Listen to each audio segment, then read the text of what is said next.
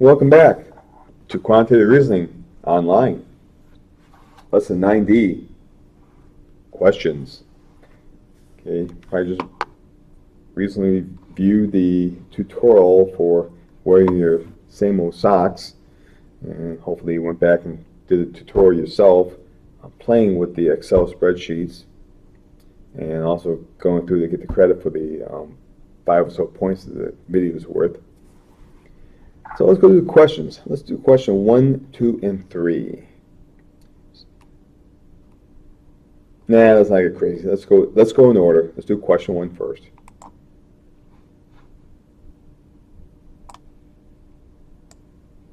Uh-oh. Here we go. And here we go. All right. Ooh, 3 tables. Click here to view table 1, table 2, table 3. Table 1.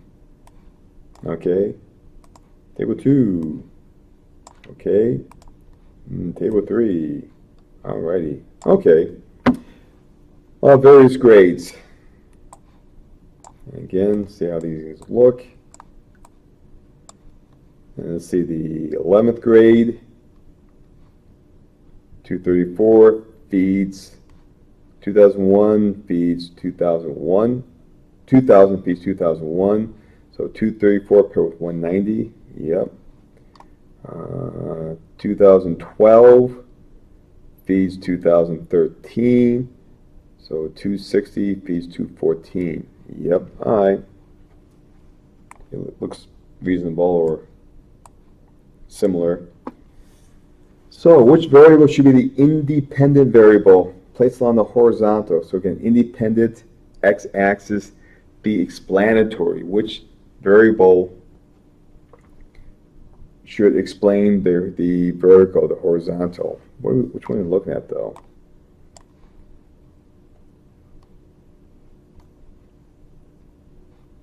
Okay, the average daily membership or the year. So obviously we're looking at table 1 and 2, not 3. So we're going to graph either 1 or 2. What explains what? Does the average daily membership explain what year it is? Because in this case, 234 will explain year 2000, but over here 195 explains 2000. Okay. Over the year explains the membership. So, gee, I'm going to go to the school I went to, and I'm going to pull up the average daily membership and figure out what year that was in. Or I'm going to pull up my yearbook to figure out what the average daily membership was. So which one explains which? Year explains the membership. I'll look up what year it was, and that'll tell me what my membership of that year was. Yeah. Uh-oh. Not enough room. All right. Create a scatter plot of the data. Be sure to label your graph well. Choose a correct scatter plot of table 1 below. Crazy, man. So let's see what looks. I don't have enough. Can't really do that. We're going to have to look at it by hand, I guess.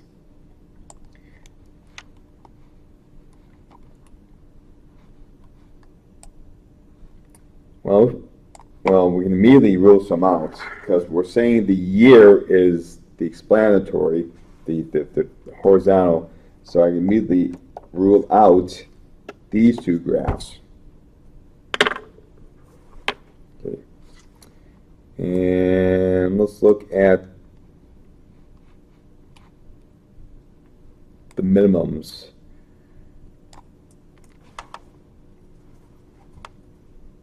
Now, all my data for the 11th grade falls between, looks about 230-ish to just under 300.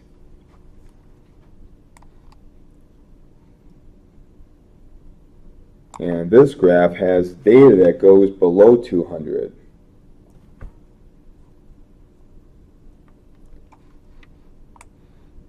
So I really can't really graph these guys, but I can at least do analysis that, looking at the data, I just don't have anything that goes below 190. It's all in the 200s. So because of that, I rule this one out, so it has to be D.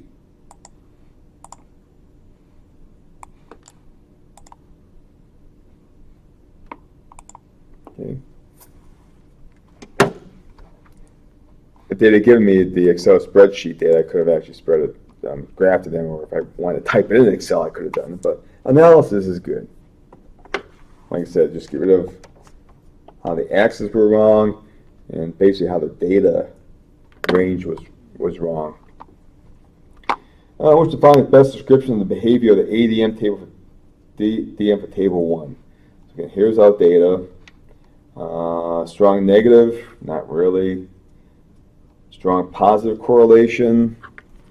Goes up, goes down. It varies.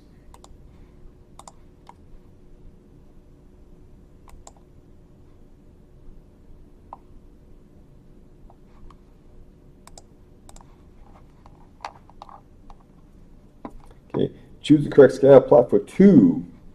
Okay, again, I'm not going to have those on my x-axis, so let's look at the data here.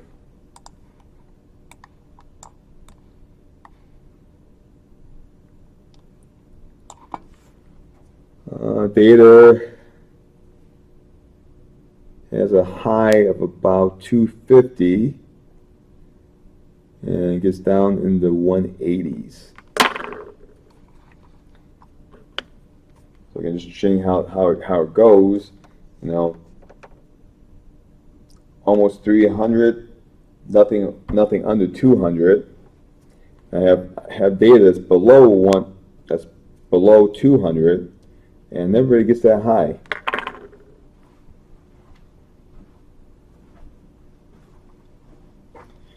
So I'm going to go with C, based on my axes and how the data tracks. Yep. And again, goes up, goes down, goes all over the place. So either positive or negative. So, wow, that sounded looked a lot like what was in the tutorial, didn't it? Let's see. Important trend present in each data. Oh, question 2 now. First data set table 1 shows average daily membership for 11th grade. Okay, just explain the graphs again. So, best description: the 11th grade ADM is continuously increasing, which means always getting bigger.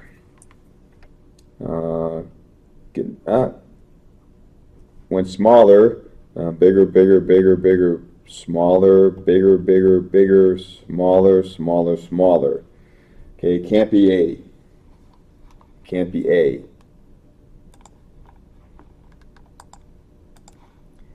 Uh, 12th grade ADM is always less than 11th grade ADM. 12th is always smaller than the 11th. Smaller, smaller, smaller, smaller. Yes, yes, yes. Decrease, decrease. Okay, well, that guy's true. 12th grade ADM is decreasing continuously. Okay, decreasing, increasing, decreasing, increasing, increasing, increasing, decrease. That is all over the place, so it's not constantly decreasing. It's also not constantly increasing. Same with this guy. So it has to be B. All right. Create a scatter plot of table 3. Which group makes the most sense as the independent variable? Okay, make a scatter plot. Again, what does the 12th grade population define what the 11th grade was, or does the 11th grade drive what the 12th grade is going to be? Does 11th grade explain 12th grade? And again, for the tutorial, pretty much determine that the 11th grade size is going to directly affect how big the 12th grade class will be. Generally speaking, the 12th grade can't be bigger than the 11th grade. Is that correct? Yes, it is.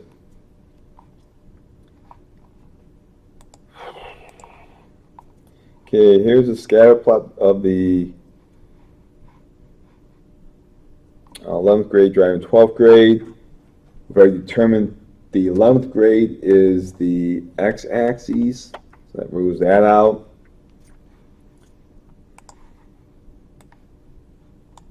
Come on. So which of these two plots work? 2 to 300, okay.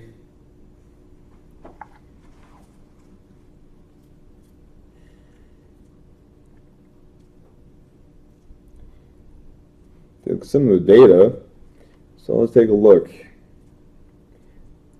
So what this is saying is when the 11th grade is small, 12th is large. So let's see, what does around 211 looks like, 11th graders.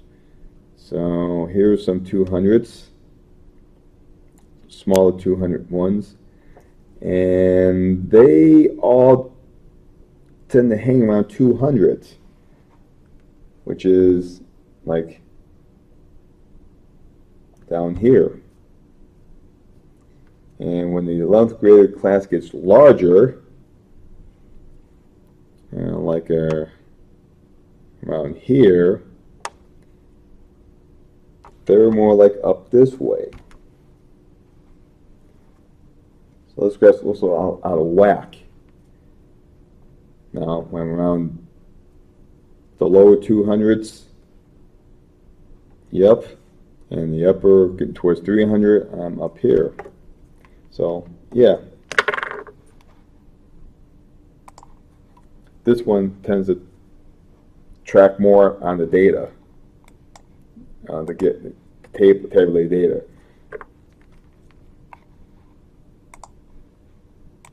Okay. And with this data, it tends to be, has a fair amount of correlation. I can definitely see a straight line through it, and it's in the positive slope direction. Yeah. Okay, so estimate the slope of the trend line using these 2 points. Okay, it means find the slope. Oh yeah, slope. And again, slope would be basically y2 minus y1. And we're going to call this guy x1, y1, this x2, y2. So 234 minus 227 over 285 minus 271. With my calculator. So 234 minus 227 is 7 over 285 minus 271, which is 14. So about 0.5, 1/2.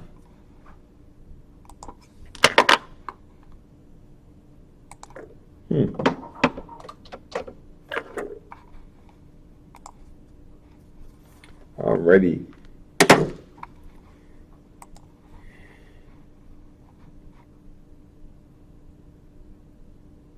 Oh, look at that guy. All right. Next question. Oh, another reading one.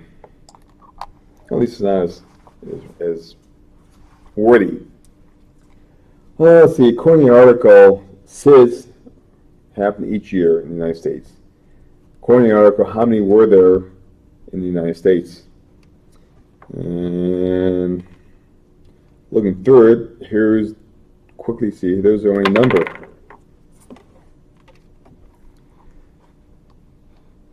So in 1920s, 2,500 infant deaths.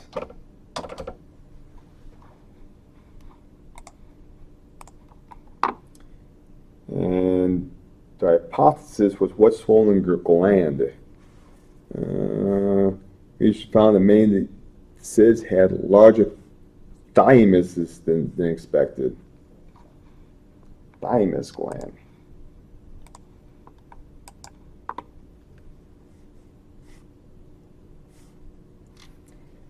The article said they started treating with radiation. Did it help?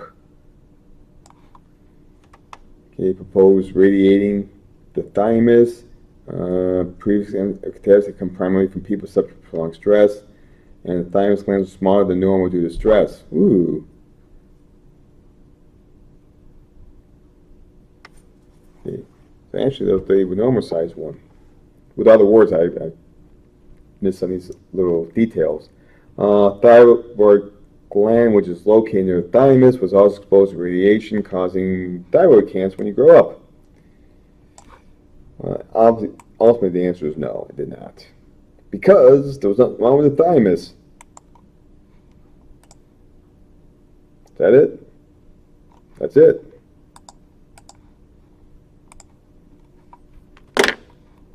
Save. So that is the 3 questions of quantitative reasoning online. Lesson 9D, preview assignment questions. So now that you got these done, why don't you go back and do them yourself. See if you can duplicate my answers or the results. And when that's done, you can go and watch Stephanie do her presentation on the workbook tutorial. Complete the workbook, make copies of it, PDF, picture, upload them, and then work on the 9D practice assignment. And that is lesson 9 completed.